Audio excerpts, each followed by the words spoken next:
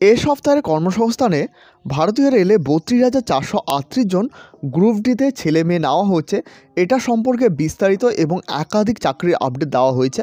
তো সমস্ত কিছু আলোচনা করব, তো অবশ্যই ভিডিওটি শুরু থেকে শেষ পর্যন্ত দেখতে থাকুন। দেখো, এখানে প্রথমে বলা হয়েছে রেলের বয়স 3 বছর বাড়ানো হয়েছে এবং এখন বয়স সীমা কিন্তু 36 বছর করা হলো। এরপর দেখো এখানে কি বলা হয়েছে, রেলে গ্রুপ ডি পদে 32,438 জন ছেলেমেয়ে নেওয়া হচ্ছে এই সব ক্যাটাগরিতে। অ্যাসিস্ট্যান্ট ওয়ার্কশপ, তো এখান থেকে দেখে নেবে ক্যাটাগরিগুলি। রেলে প্রায় 50,000 গ্রুপ ডি পদে লোক নিয়োগের বিজ্ঞপ্তি বেরোবে, তার খবর সর্বপ্রথম 23শে নভেম্বর কর্মসংস্থান পত্রিকায় দেওয়া হয়েছে। বয়স 3 বছর বাড়বে তাও জানানো হয়েছিল। রেলওয়ে রিক্রুটমেন্ট বোর্ডে 32,438টি শূন্যপদ পূরণের সিদ্ধান্ত নিয়েছে। তবে এই শূন্যপদ আরও বাড়বে। এই পদের বিজ্ঞপ্তি মাধ্যমিক পাস ছেলেমেয়েরাই আবেদন করতে পারবে। এনসিভিটি এসসিভিটির স্বীকৃতি প্রতিষ্ঠান থেকে যে কোনো ট্রেডে আইটিআই পাস হলেই এখানে কিন্তু আবেদনের যোগ্য। এনসিভিটি অনুমোদনের national operating certificate NAC course pass হলে এখানে কিন্তু আবেদনের যোগ্য। এবছর যারা ফাইনাল পরীক্ষা দিয়েছেন তারা কিন্তু আবেদনের যোগ্য নয়, অর্থাৎ তারা কিন্তু আবেদন করতে পারবে না। এরপর দেখো কি বলা হয়েছে, উপরের সব পদের বেলায় বয়স হতে হবে 1/7/2025 অনুযায়ী এখানে কিন্তু 18 থেকে 36 বছরের মধ্যে হতে হবে এবং কোভিডের কারণে এবছর কিন্তু 3 বছরের ছাড় রয়েছে, 33 থেকে 36 হলো। এবং তপশিলি জাতিদের জন্য 5 বছর এবং ওবিসি ক্যান্ডিডেটের জন্য 3 বছর।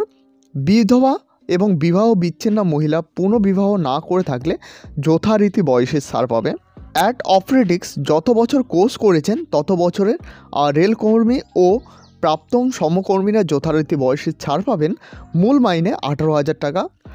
কোন ক্যাটাগরিতে কটি শূন্যপদ রয়েছে সেটা কিন্তু এখানে দেওয়া রয়েছে, তো অবশ্যই সকলে ভালোভাবে দেখে নেবে। দেখতে পাচ্ছ এখানে পয়েন্টম্যান বি এর জন্য কিন্তু 5,058টি শূন্যপদ রয়েছে। অ্যাসিস্ট্যান্ট ট্রিক মেশিন এখানে কিন্তু 799টি শূন্যপদ রয়েছে, তো এভাবে অবশ্যই দেখে নেবে। এরপর দেখো, সব রেলওয়ে রিক্রুটমেন্ট বোর্ডের বেলায় প্রার্থী বাছাইয়ের জন্য কম্পিউটার বেসিক টেস্ট বা CBT শারীরিক সক্ষমতার পরীক্ষা ও সার্টিফিকেট ভেরিফিকেশন হবে।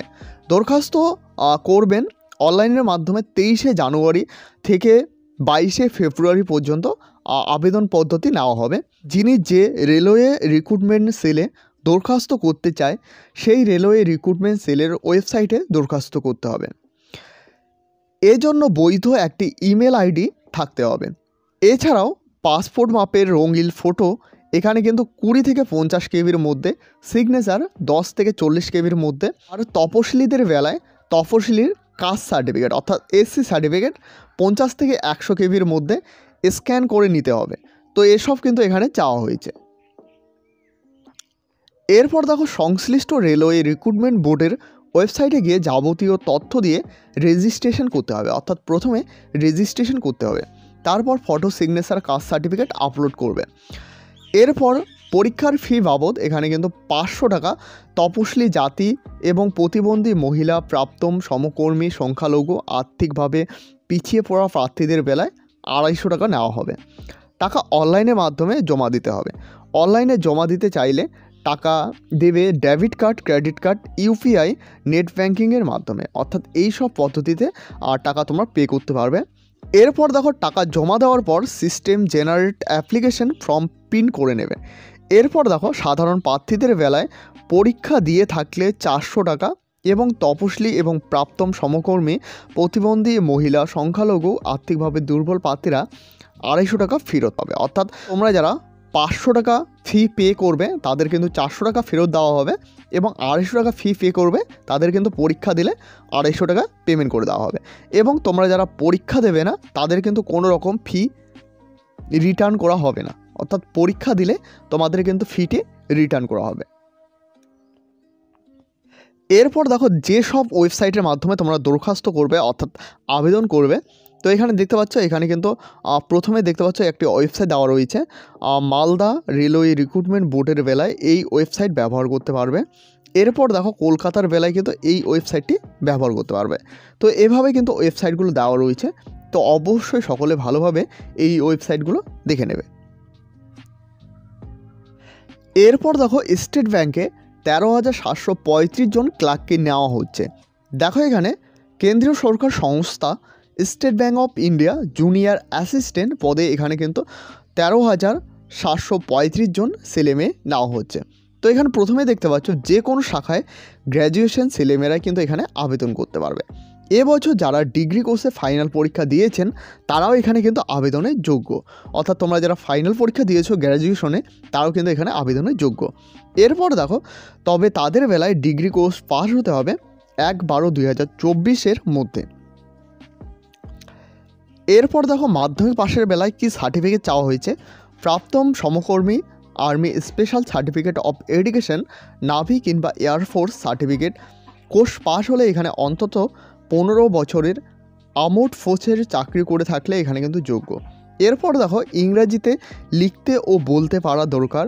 যে রাজ্যে শূন্য পদের জন্য দরখাস্ত করবেন সেখানকার স্থানীয় ভাষায় লিখতে ও কথাবার্তা বলতে পারা।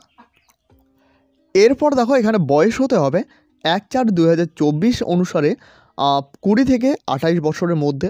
এরপর দেখো জন্ম তারিখ হতে হবে 1/4/1996 থেকে 1/4/2004 মধ্যে হতে হবে।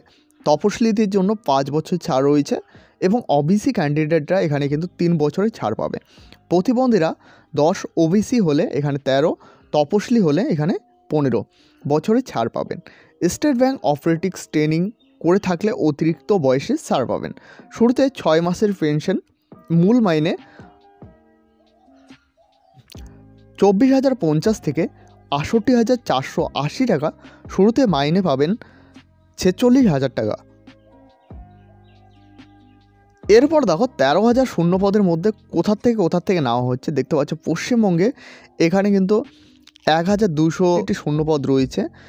জেনারেল রয়েছে 504টি, ইডাব্লিউএস রয়েছে 125টি, তপশিলি জাতিরা রয়েছে 288টি, তপশিলি উপজাতি 62টি, ওবিসি 227, এর দৃষ্টিহীন প্রার্থী প্রতিবন্ধী 13টি, বাহ্যিক প্রতিবন্ধী এখানে 13টি, এলডি প্রার্থী 13টি, ডি&ই প্রার্থী এখানে 12টি। তো এখানে দেওয়া রয়েছে, অবশ্যই সকলে ভালোভাবে দেখে নেবে। এরপর দেখো এখানে প্রার্থীকে কীভাবে নিয়োগ করা হবে সেটাও কিন্তু এখানে বলা হয়েছে। প্রার্থীকে বাছাইয়ের জন্য প্রথমে অনলাইনে প্রিলিমিনারি পরীক্ষা হবে, তাতে সফল হলে অনলাইনে মেন্স পরীক্ষা হবে, তাতে সফল হলে সিলেকশন এবং ইন্টারভিউ, অর্থাৎ 3টি স্টেপে এখানে নিয়োগ করা হবে। অনলাইনে প্রিলিমিনারি পরীক্ষা ফেব্রুয়ারিতে হবে, এখানে কিন্তু পরিষ্কারভাবে জানানো হয়েছে। পূর্ব ভারতে এই সব কেন্দ্রে পশ্চিমবঙ্গ, গ্রেটার কলকাতা, আসানসোল, দুর্গাপুর, হুগলি, হাওড়া, কল্যাণী, শিলিগুড়ি, বিহার এসব এখানে দেওয়া রয়েছে, অবশ্যই ভালোভাবে দেখে নেবে। এরপর দেখো প্রিলিমিনারি পরীক্ষা কীরকম থাকবে সেটাও কিন্তু এখানে দেওয়া রয়েছে। 1 ঘন্টায় 100টি প্রশ্ন থাকবে। ইংরাজি ল্যাঙ্গুয়েজ 30 নম্বরে 30টি প্রশ্ন, নিউমেরিক্যাল অ্যাবিলিটি 35 নম্বরে 35টি প্রশ্ন, রিজনিং 35 নম্বরে 35টি প্রশ্ন, নেগেটিভ মার্কিং আছে 4টি ভুলে 1 নম্বর কাটা হবে। তো এখানে পরিষ্কারভাবে বলা হয়েছে, তো অবশ্যই সকলে ভালোভাবে বুঝে নেবে। এরপর দেখো প্রতিটি পেপারে নির্দিষ্ট কোয়ালিফাই নম্বর পেলে মোট শূন্যপথে 10 গুণ মেন পরীক্ষায় ডাকা হবে।